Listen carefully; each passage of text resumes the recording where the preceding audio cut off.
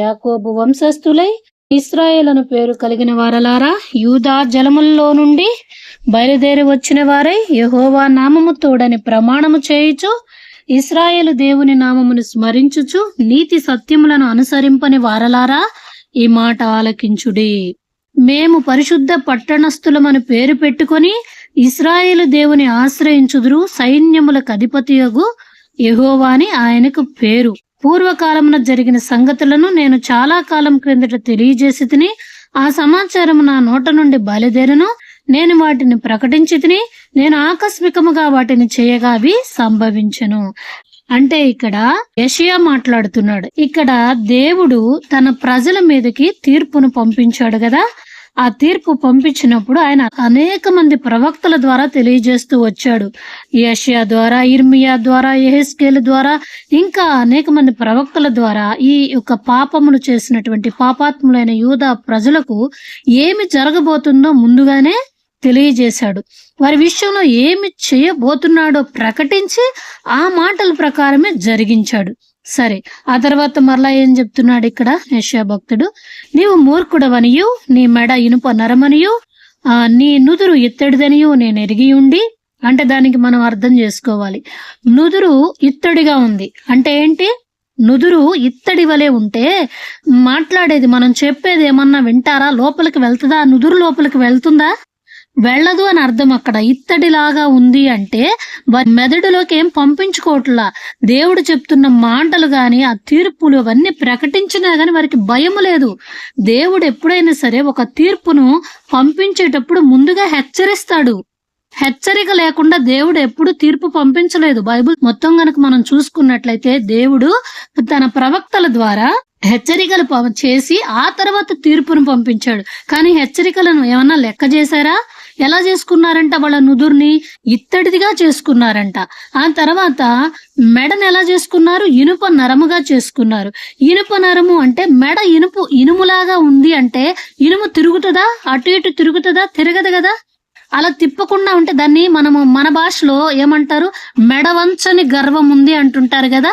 అలాగే ఆ యొక్క మెడ అంట ఇనుములాగుండి అటుకి ఇటుకి తిరగడం లేదు అంటే గర్వానికి సూచన అన్నమాట. ఏమాత్రము వినడం లేదు, పశ్చాత్తాపడడం లేదు, దేవుడు చెప్పేటువంటి మాటలు వినడం లేదు. ఆ తర్వాత నా విగ్రహము ఈ కార్యములను జరిగించననియు, నేను చెక్కిన ప్రతిమ, నేను పోసిన పోత విగ్రహము దీన్ని నియమించననియు నీవు చెప్పకుండానట్లు పూర్వకాలముననే ఆ సమాచారం నీకు తెలియజేసి తిని, అది జరగక మునిపే దానిని నీకు ప్రకటించి తిని. కాబట్టి అలాగూ అంటారని చెప్పే దేవుడు ముందుగానే తన ప్రవక్తల ద్వారా తీర్పులు అన్ని బయలుపరుస్తూనే వచ్చాడంట. ఆ తర్వాత 6వ వచనం, నీవు ఆ సంగతి విని ఉన్నావు, ఇదంతయు ఆలోచించుము, అది నిజమని మీరు ఒప్పుకొనవలెను కదా. తెలియని మరుగైన క్రొత్త సంగతులు నేను ఇక మీదట నీకు తెలియజేయుచున్నాను. అవి పూర్వకాలమున సృజింపబడినవి కావు, అవి ఇప్పుడు కలుగునవే. అవి నాకు తెలిసే ఉన్నవని నీవు చెప్పకుండానట్లు ఈ దినమునకు ముందు నీవు వాటిని వినియుండలేదు. అవి నాకు తెలుసులే అని చెప్పి ఎవరు చెప్పలేరు. ఎందుకంటే ఎన్నడూ వినని మాటలే దేవుడు చెప్తాడు. భవిష్యత్ అనేది దేవాది దేవుడైనటువంటి యెహోవా దేవుడికి తప్ప ఎవరికి తెలియదు. భవిష్యత్ ఎవరు చెప్పలేరు. ఎక్కడికి వెళ్ళినా కూడా ఆ భవిష్యత్తు క్లియర్ గా ఎవ్వరు చెప్పలేరు. ఆ తర్వాత అలాగే ఆయన తీర్పును ప్రకటించాడు. అవన్నీ అయిపోయిన తర్వాత తీర్పును పంపించాడు, ఉగ్రతను పంపించాడు, శిక్షను పంపించాడు. ఆ తర్వాత దేవుడు ప్రేమ చూపించబోతున్నాడు, కృప చూపించబోతున్నాడు అన్నమాట. అయితే దీనిని ఆ కృపను చూపించటానికంట కొంత మరుగుగా ఉంచాడంట. ఎందుకు? ఆ దేవుడు ఎలాగ తర్వాత మేలు చేస్తాడులే అన్నట్లుగా దేవుని యొక్క ప్రేమను మనం విలువగా ఎంచట్లేదు. దేవుడు మనం ఏదైనా తప్పు చేసి మరలా వచ్చి క్షమించమని అడిగితే క్షమిస్తున్నాడు కదా, ప్రేమ స్వరూపి కదా అని చెప్పి మీరు అనుకుంటున్నారేమో. దేవుడు ప్రేమ స్వరూపియేనా? న్యాయవంతుడు కాదా? నీతిమంతుడు కాదా? కృపాశక్తి దయా సత్య సంపూర్ణుడు ఆయన. కృప ఉన్నట్లే శక్తి ఉన్నది, దయ ఉన్నట్లే సత్యం ఉన్నది, ఇవన్నీ కలిసినటువంటి సంపూర్ణుడు ఆయన. ఆ ప్రేమను చూపిస్తున్నాడు కదా అని చెప్పి ఎంత పాపం చేసినంటే తెలిసి కూడా తప్పులు చేస్తూ ఉంటే క్షమిస్తాడు అని అనుకుంటున్నారేమో. కాదు, ఆయన ఎందుకంటే సత్యము, సత్య ప్రకారం పోవాలి, నీతి ప్రకారం పోవాలి. ఇప్పుడు ఎవరైనా సరే సపోజ్ నరహత్య చేశారు అనుకుందాము, చేస్తే ఇప్పుడు మనకి ఈ యొక్క భూలోకంలో ఉన్నటువంటి ఈ యొక్క కోర్టులు తీర్పు తీర్చాలి కదా. తీర్పు తీర్చినప్పుడు అతనికి మరణ శిక్ష ఏదో ఉరి శిక్ష ఏదో ఒకటి విధిస్తారు కదా. ఒకవేళ ఆ ప్లేస్ లో ఉన్నటువంటి ఆ జడ్జికి బంధువేనేమో, ఈ నరహత్య చేసినటువంటి వ్యక్తి బంధువేమో. అలాంటప్పుడు బంధువు కదా అని చెప్పి ఆ యొక్క న్యాయమైన తీర్పు నుంచి పక్కకు వెళ్ళిపోతాడా? బంధువు కొరకు ఆ జడ్జి ఎంతగానో అల్లాడిపోతున్నాడు. ఒకవేళ తన అన్న కొడుకేనేమో, ఎంతగా కన్నీరు కారుస్తున్నాడు, ఎంతో ప్రేమ చూపిస్తున్నాడు. కానీ సత్యమును పక్కకు తొలగించి తీర్పు తీర్చగలడా? ఏమంటారు ఒకవేళ అలా చేస్తే? ఈయనేమి న్యాయాధిపతి, ఏమి న్యాయం ఇది? ఒకరికి ఒక న్యాయము, ఇంకొకరికి ఇంకొక న్యాయం చూపిస్తాడా అని చెప్పి అనరా? అలా మరి దేవుడు అనిపించుకుంటాడా? దేవుడు ఎవరి చేతైనా వేలెత్తి చూపించుకోగలుగుతాడా? ఎట్టి పరిస్థితుల్లో చూపించుకోడు.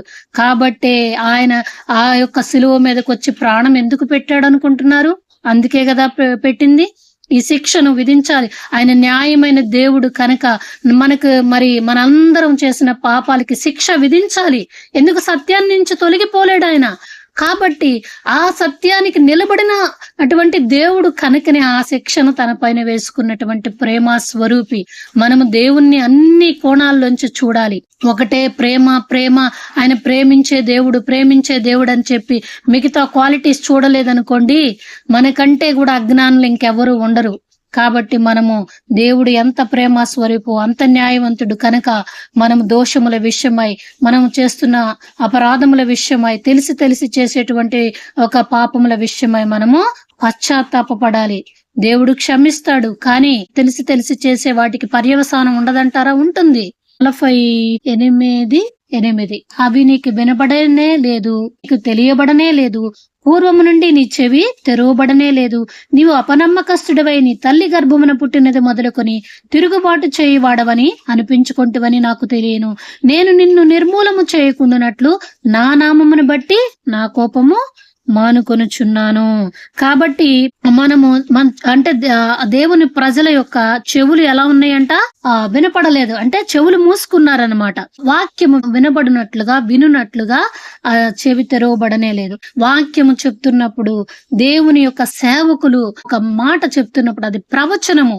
దేవుని సేవకుల నోట నుంచి వచ్చే మాట వారి మాట కాదది. వారు చెప్పాలనుకున్నది అసలు ఎప్పుడు చెప్పలేరు. అది దేవుడు వారి నోట తన మాటలను ఉంచి చెప్పిస్తాడు. మరి మనం ఎంత మాత్రం దేవుని మాటను తీసుకుంటున్నాం? చెవులు మూసేసుకుంటున్నామా? అంటే చెవి తెరవబడలేదంట.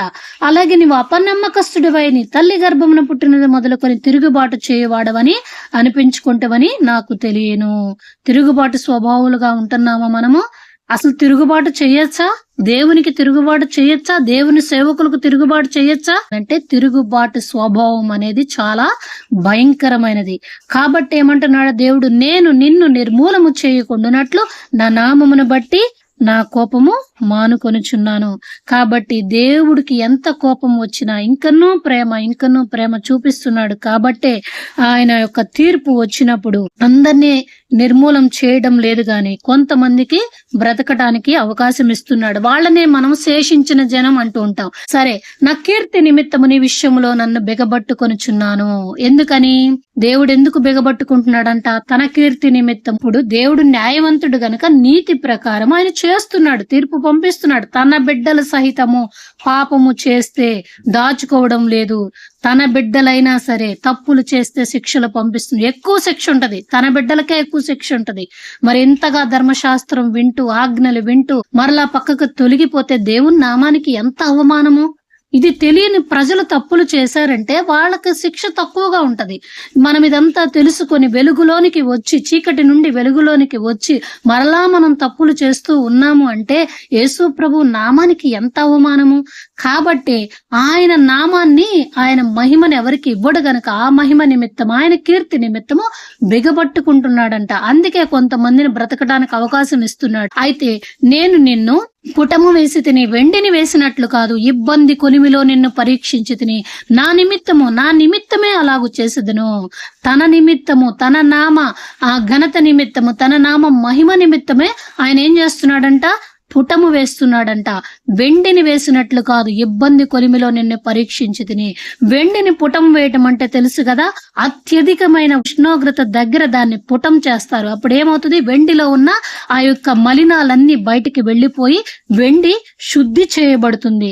అంటే పవిత్ర పరచుకోవటానికి దేవుడు ఇబ్బంది కొలిమిలో పరీక్షిస్తున్నాడు. అంటే అనేకమైనటువంటి శ్రమలు మన జీవితంలోనికి పంపించి మనల్ని, మనలో ఉన్న మాలిన్యాల్ని, మనలో ఉన్నటువంటి చెడుని, చెత్తని తీసివేయడానికి శ్రమలు పంపిస్తున్నాడు. నిజమే కదా, ఒక శ్రమ వచ్చినప్పుడే కదా నిన్నేం పొరపాటు చేశానని చెప్పి దేవుని పాదాల యొద్ద కూర్చొని మనం ఎంతగా పశ్చాత్తాపపడతాం, ఎంతగా దేవుణ్ణి అడుగుతాం.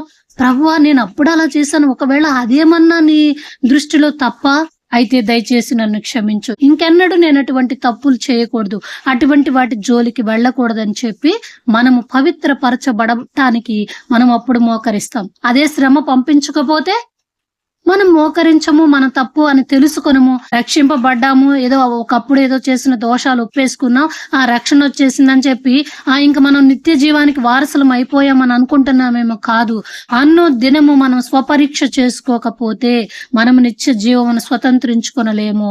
ఎందుకంటే అంతము వరకు సహించిన వాడే ధన్యుడని చెప్పి క్రొత్త నిబంధనలో కూడా రాయబడి ఉంది కదా. అంతము వరకు సహించాలి. మనము రక్త మాంసములలో పాలివారమై ఉన్నాము గనక మనకు అన్ను దినము పోరాటం ఉంటూనే ఉంటుంది. శరీరంలో ఉన్నంత కాలం పోరాటం ఉంటుంది. నిన్న మొన్న మనం చేసిన భక్తి ఈ రోజు పనికిరాదు, ఈ రోజు భక్తి ఈ రోజే. కాబట్టి అన్ను దినము మనము స్వపరీక్ష చేసుకొనవలసిందే. దేవుడు అందుకే మనం శ్రమలు పంపించి మనల్ని ఆయన పవిత్రపరుస్తున్నాడు. ఆ తర్వాత 12, యాకోబు, నేను పిలిచిన ఇశ్రాయేలు, నాకు చెవియొగ్గి వినుము. నేనే ఆయనను, నేను మొదటి వాడను కడపటి వాడను. నా హస్తము భూమి పునాది వేసును, నా కుడి చెయ్యి ఆకాశ వైశాల్యములను వ్యాపింపజేసును. నేను వాటిని పిలువగా ఒకటి తప్పకుండా అవన్నీ నిల్చును. చూసారా, దేవుడు సృజించినటువంటి ఆకాశము, ఆ తర్వాత భూమి, ఇవన్నీ ఏం చేస్తే ఒకటి తప్పకుండా పిలిచినప్పుడు నిలుస్తాయి అంట. మనం నిలుస్తున్నామా అసలు? భూమి ఆకాశం మాట వింటున్నాయి, దేవుడు పిలవడంతోనే మాట వింటున్నాయి అంట. తర్వాత 14 వచనం, మీరందరూ కూడి వచ్చి ఆలకించుడి, వాటిలో ఏది ఈ సంగతి తెలియజేయను. యెహోవా ప్రేమించువాడు ఆయన చిత్త ప్రకారము బబులోనునకు చేయును.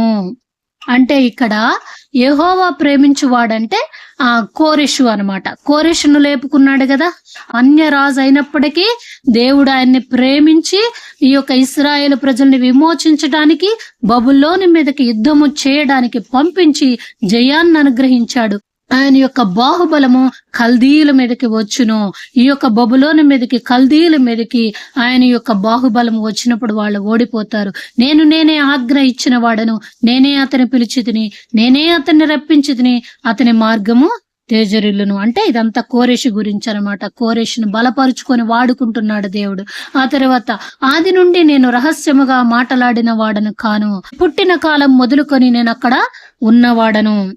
యెషయా చెప్తున్నాడు అనమాట, ఇది నేను రహస్యముగా ఉండలేదు, కానీ దేవుడు ఆ ప్రభువగు యెహోవాయు ఆయన ఆత్మయు నన్ను పంపెను. ఆయన ఆత్మ ద్వారా నన్ను పంపించి ఆయన ప్రకటింప చేసిన మాటలను నేను ప్రకటిస్తూ వచ్చాను. నేనేమి రహస్యంగా మాట్లాడలేదని ఇక్కడ యెషయా చెప్తున్నాడు. నీ విమోచకుడును ఇశ్రాయేలు పరిశుద్ధ దేవుడునైన యెహోవా ఇలాగు సెలవిచ్చుచున్నాడు, నీకు ప్రయోజనము కలుగునట్లు నీ దేవుడనైన యెహోవానగు నేనే నీకు ఉపదేశము చేయుదును.